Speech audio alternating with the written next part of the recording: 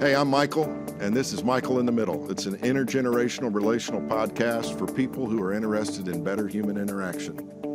I'm glad you're here.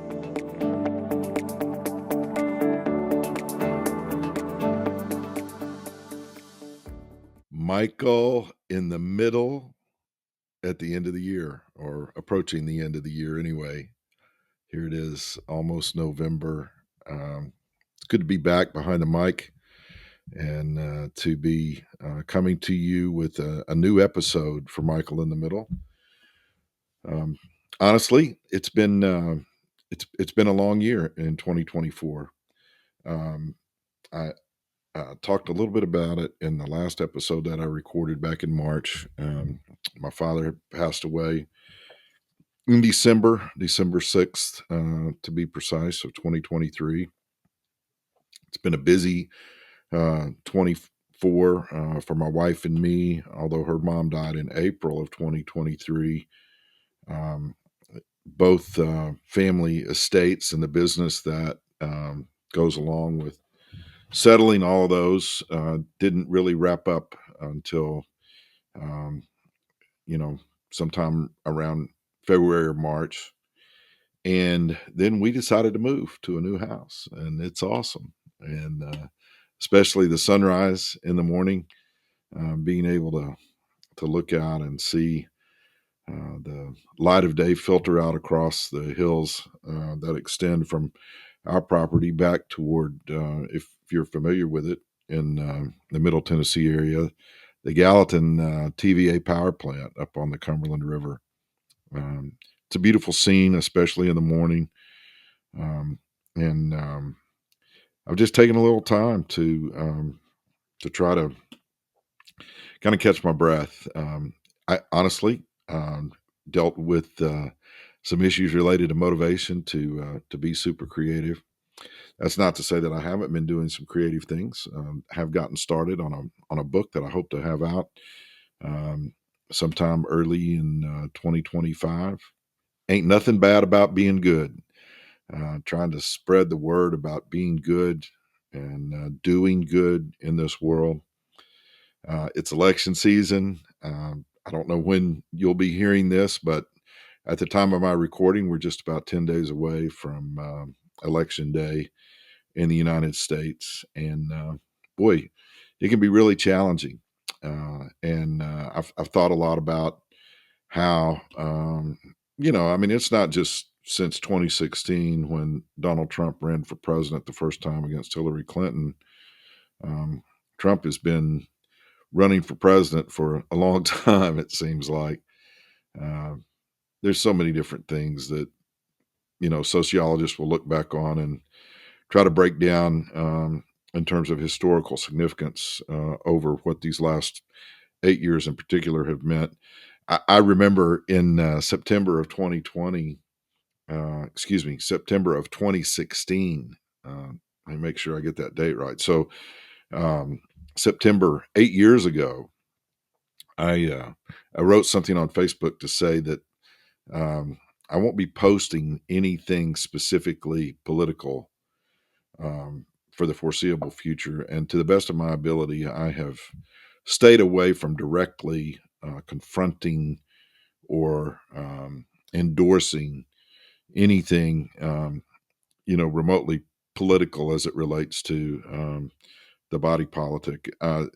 There's just so much that ends up happening that breaks down, in my view, families and friendships and that sort of thing. Um, this episode is about two things. One, I wanted to share something that I wrote just in advance of Thanksgiving in 2016. It was after the election of Donald Trump as president, and there's a lot that was going on at that time where people were writing about how challenging it had been for families and for friends, and so I want to talk about that to a certain extent, and then I want to talk about uh, what it means to be grateful and to be aware of maybe the fact that you have it better than you think you do sometimes. Um, I've said it before on other podcast episodes, but my friend Matt Hastings has a great saying, and I don't know whether it was original with him, but he's the one that I heard it said from first. You're doing better than you think you are, and sometimes I think that applies to institutions and to even nations. And I hope that I really do hope that there's some healing on the way. Um, I don't know how soon. I don't think even if we know on November 6th, pretty much which way the presidential election is going to go. I don't think there will be immediate healing, but I do pray that we will seek to find ways to do better and to get along better than we do sometimes. Excuse me. There's a there's a blog that I wrote, like I said, back in November of 2016. Um, I, um, I I read through it recently, and I thought maybe it would be salient in some respects. So I'm just going to read this blog that I wrote posted it November 23rd, 2016. We at that point had 4 grandchildren. We now have 6. Things have changed in a lot of ways for us and for our 3 sons and their families. It's been amazing to see how all that's gone. Obviously, since I wrote this in 2016, um, all 4 of our parents, my wife's parents, Homer and B. Adams, and my parents, Talmadge and Janelle Johnson, who were with us for Thanksgiving in 2016. They passed, and Sarah's dad in 2021 in the spring, my mom in the fall of 21, and then Sarah's mom in the spring of 23, and my dad, like I said, in December of this past year. But here's the blog, and I entitled it "We Are Family." Social media and other blog-oriented news sources have been populated in recent days with the potential for family dust-ups at Thanksgiving gatherings regarding political issues. It's been interesting to me that writers on the subject are presupposing squabbles at best and all-out brawls at worst.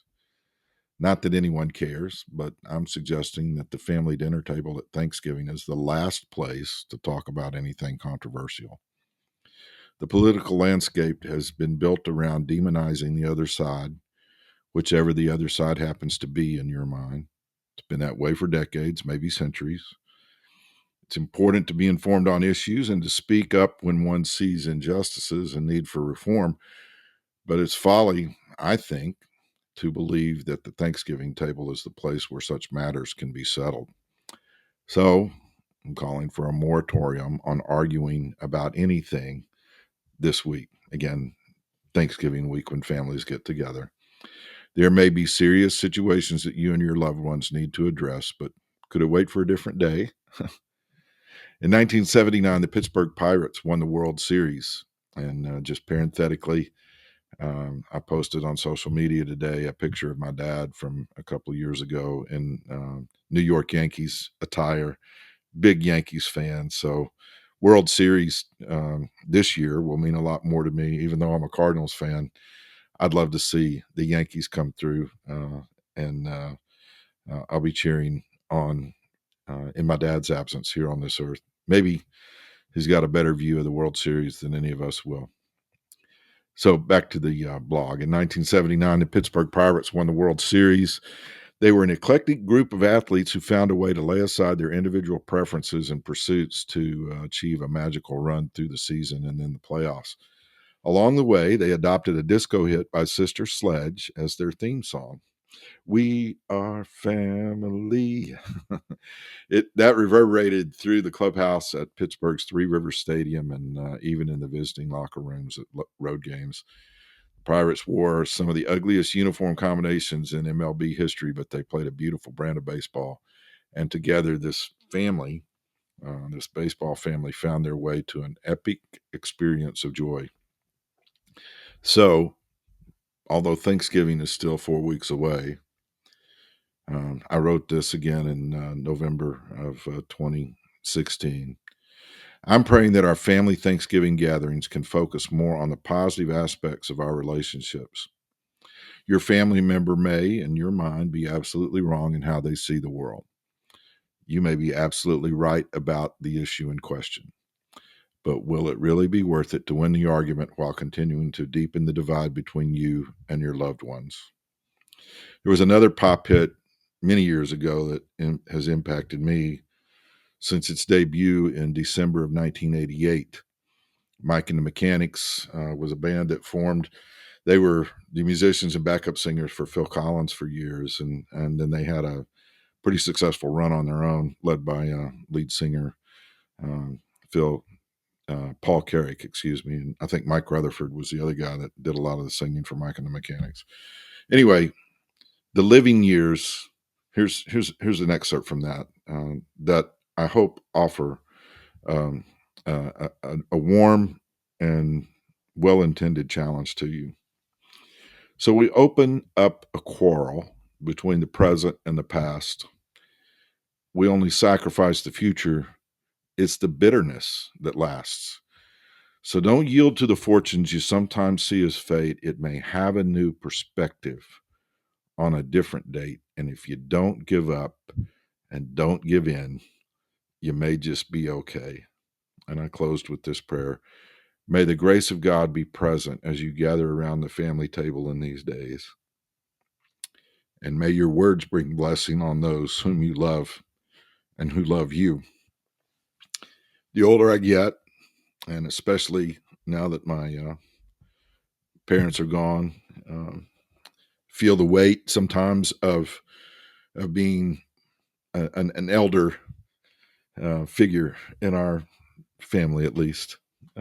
My brother is 3.5 years younger than I am, and a giant of a man in many ways,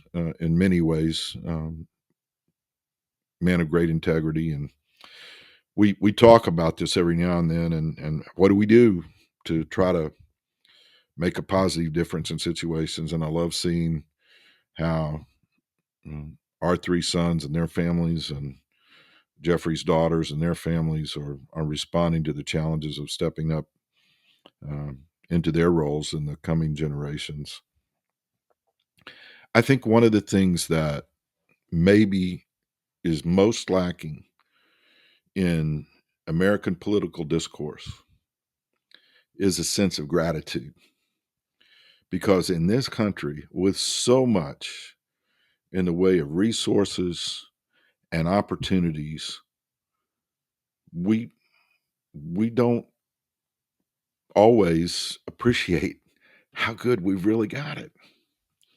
I'm holding up a book that is incredibly meaningful to me.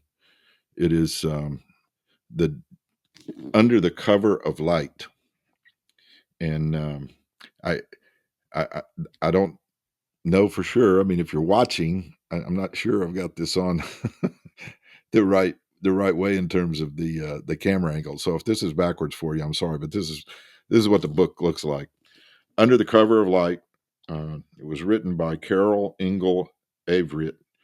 It is the extraordinary story of U.S. Air Force Colonel Thomas Jerry Curtis's 7.5 year captivity in North Vietnam. Been talking about family and the significance of being together and how we interact with one another. And uh, Colonel Thomas Jerry Curtis is a part of our family. He was married to um, a lovely lady that was actually, you know, although she was my mom's cousin, she was more like a sister, and they were so close across the years. Uh, Jerry's Jerry's wife had a lot of different challenges, um, and they had two kids, and Jerry um, was called up for what was supposed to be a temporary duty thing in Vietnam. They were stationed in Thailand, I believe, at the time, So temporary duty meant 120 days of responsibility. He was a helicopter pilot, and his job on that temporary duty situation was to fly in and try to pick up uh, personnel who had been either shot down or otherwise were endangered. And so they flew reconnaissance missions in and did extractions of people in harm's way. It's a fascinating book. 120 days turned into 2,703 days. From, I wrote it down over here, from September 20th, 1965 until his ultimate release on February 12th of 1973. Jerry, cousin Jerry, to all of us, was there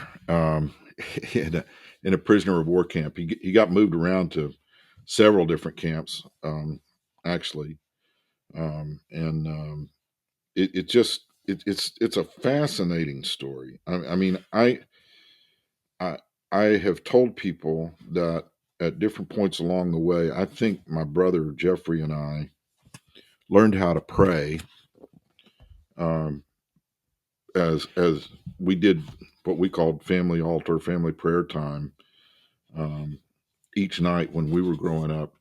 And so when Jerry was shot down in 1965, in September of 1965, I was 5 years old, and that would have made Jeffrey just about a year and a half. He was almost 2 years old when Jerry was first shot down, and there was a really strong sense in which we learned how to pray about a lot of different things.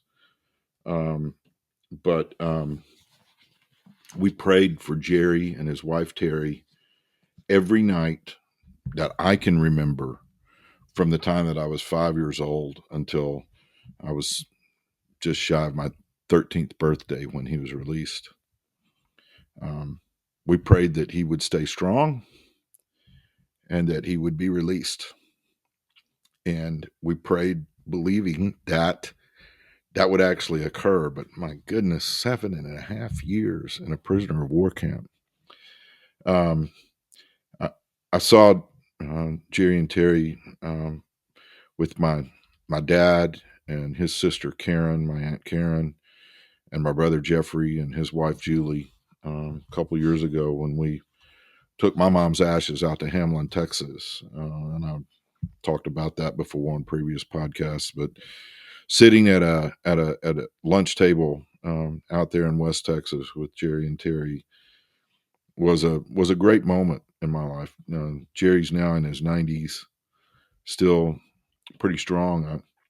I noticed at that lunch that day that he ate every bite of food that was brought to him.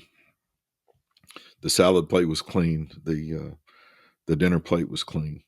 He didn't take a single bite for granted. I got to thinking about that in light of where we are as a country, and I don't want to be preachy with this. I just want to offer some perspective.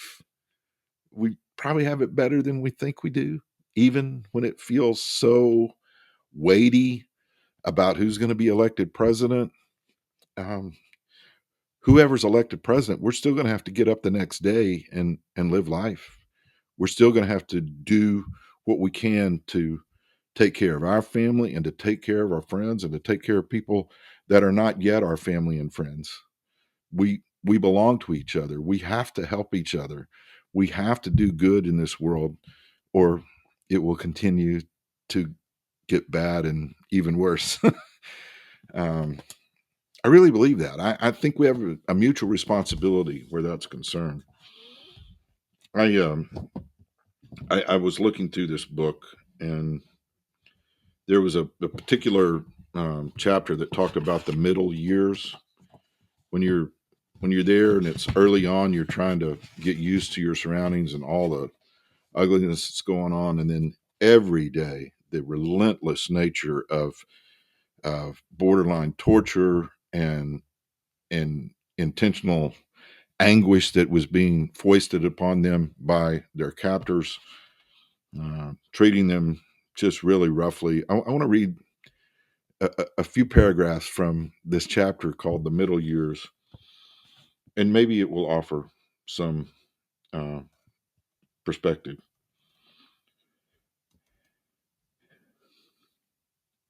One night, as Jerry lay sweating in the darkness, he suddenly thought he heard music. He strained to hear. What on earth? No, he wasn't mistaken. It was Louis Armstrong playing his trumpet and singing. Then he heard two guards walking and talking on their patrol outside his cell. They must have a transistor radio with them, thought Jerry. The music stopped, and he heard one of the guards say, Satchmo. Jerry cackled. Now that's funny. They certainly know good music, he thought. He was still smiling when he began talking to God about his day and the chore of fetching water to bring back to the POWs. I never thought I could be so delighted over a chip of ice, Jerry thought. As he mused about the incident, he sensed God nudging him to examine past events in prison for any unusual moment for which he could be thankful. The middle years were especially tough, but even now, Jerry found several things to be thankful for. 7.5 years in prison, right in the middle of this, Jerry is thinking about his goofy looking sandals that were cut out of rubber tires, the tread still showing clearly. They had been thrown into his cell one day at a place they called the zoo. They moved him around from different camps, and each place had a different name. And so one of the places was called the zoo. He smiled to himself in the darkness. Um, they are about three sizes too small. They're about three sizes too small, Lord, but they do keep my feet, at least the front part of my feet, off the cold cement floor. He had to walk around like a toddler when he had them on, up on his toes. But Jerry said, I thank you for these rubber soles. He still had them. They were sitting beside his mat even now. Not long after guards had given him his sandals, he received another item he had come to treasure, a thin blue cotton sweater. It was coarsely woven of dark blue cotton thread, similarly to a mock turtleneck. Though the sweater was not quite as good as a jacket, it represented more defense from shivering than he had had since he was captured. In the summer, the sweater could be rolled up at night to form a small pillow, something he surely missed in captivity. So between the thin additional layer of clothing in winter and the makeshift pillow in summer, he called the sweater my best buddy. He had expressed appreciation sincerely to the Lord for his new article of clothing the night he received it, and thanked God again on this night. It was rolled beneath his head as he prayed. Just then he heard Will cough in the blackness on the other side of the cell. And Lord, thank you for this cellmate.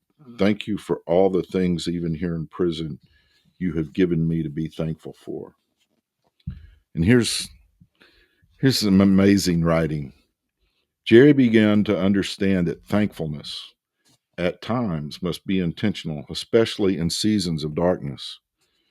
It comes from purposefully searching for the treasures of life. Sometimes they may be the simplest of things, like a piece of ice or a thin sweater. But God had placed them there for him to discover, to acknowledge, to find pleasure in, and to derive hope from, even in the midst of despondency. The intentional act of staying thankful, no matter the circumstance, anchors the soul while opening a door for blessings. Jerry suddenly remembered a verse he had memorized in Sunday school as a youth, 1 Thessalonians 5:18, in everything give thanks, for this is the will of God in Christ Jesus concerning you. Here in prison, God was showing Jerry how to live this verse even while facing grueling circumstances. He was rescuing the rescue helicopter with gratitude. It's hard to be angry when you're grateful. It's hard to be hateful when you're grateful. It's hard to be downright mean when you're gripped by a sense of gratitude. That is not to say in any way that I discount mean and harsh treatment, abusive behavior. That's not what I'm saying at all. I think you get the drift of my spirit as I'm talking to you. Gratitude for what good things have been made available to us allows us to want to do more good things for others. And that's the way this country will rebound and make a difference. I'm not talking about the economy. I'm not talking about a lot of the social issues. What I'm trying to talk about is how we see another person and how we see our circumstances that might not be so dire compared to someone else. When you're doing something for someone else, it takes the focus off of your own situation, at least for the briefest of moments, and allows an a possibility, a moment of respite from our own trials and traumas when we can turn and look at ways to try to help somebody else. I'm no hero. I don't want to make my wife out to be a hero, although she certainly is in my mind. But we are determined in these latter years of our lives as we moved into our mid 60s and contemplate, whatever life has to hold for us in the next 10, 15, 20 years, however long God gives us. We want to be about the business of trying to make life better for somebody else. Because every time we do, ironically, we are the ones that feel so blessed. It's good to help somebody else. It's good to be good. And I want you to remember that Michael in the Middle is all about getting out there in the middle of doing something good for somebody else. That's the way the world ought to operate, especially for those of us who call ourselves Christians. So that's what I had to say in this new episode as we begin a second round. I look forward to bringing you more in the not too distant future. And, but I'll be honest, some days it's just hard to get cranking. So I would appreciate your support and encouraging thoughts as we move forward into this new reality. Somebody's going to be president. Somebody's going to get elected president. I mean, the way things work, it's either going to be Donald Trump or Kamala Harris, and let's pray to God that both of them arrive safely to that point, and that whoever is elected will do so with a sense of attempting, at least, to serve the entire country and not just special interests.